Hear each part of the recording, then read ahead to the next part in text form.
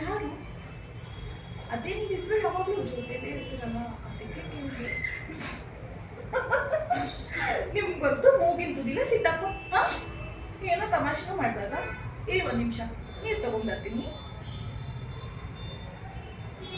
ಅಯ್ಯೋ, ಅವ್ರು ಹೆಂಗೆ ಕೇಳಿದ್ರು ಹೇಳ್ತಿಲ್ವಲ್ಲ. ಆ ಹುಡುಗಿ ಯಾರು? ಇವ್ರು ಯಾಕೆ ಯಾವಾಗಲೂ ಆ ಹುಡುಗಿ ಜೊತೆನೇ ಇರ್ತಾರೆ? ನನ್ನ ಬಿಟ್ಟು ಹೋಗೋದು ಪ್ಲಾನ್ ಏನಾದ್ರು ಇದ್ದಾರಾ? ನಂಗೆ ಏನಾದರೂ ಮೋಸ ಮಾಡ್ಬಿಟ್ರೆ ನನ್ನ ಜೀವನ ಏನಾಗುತ್ತೆ? ಹಿಂಗೆ ಬಿಡಬಾರ್ದು, ಕೇಳಲೇಬೇಕು.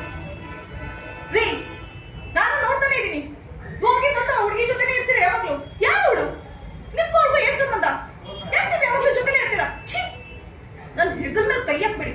ಯಾವಳನ್ನ ಮುಟ್ಟು ಬಂದು ಮತ್ತೆ ನನ್ನ ಹೆಗಲ ಮೇಲೆ ಕೈ ಹಾಕ್ತೀರಾ? ನೋಡಿ, ನೀವು ಹೆಗಲ ಮೇಲೆ ಕೈ ಹಾಕಿದ್ರು ಫೋಟೋನ.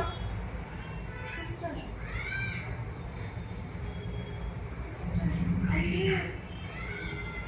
ಇವರಿಬ್ರು ಅಣ್ಣ ತಂಗಿ ತರ ಇರ್ತಾರ.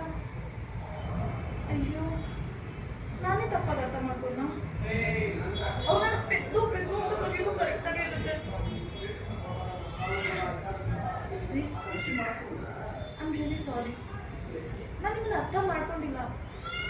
ಬಟ್ ನಿಮ್ಮಲ್ಲಿ ಪ್ರೀತಿ ಒಂದಿನ ಕಮ್ಮಿ ಆಗಿಲ್ಲ. ಅವ್ರ ಮಾತು ಕೇಳಿ ಇನ್ಫ್ಲುಯೆನ್ಸ್ ಆಗಿದ್ದಂತೂ ನಿಜ. ಇನ್ಮೇಲೆ ಯಾವತ್ತೂ ಇಂಥ ತಪ್ಪು ಮಾಡಲ್ಲ. ಕೈ ಮುಚ್ಕೊಂಡು ನಿಮ್ಮನ್ನು ನಂಬ್ತೀನಿ. I am so sorry.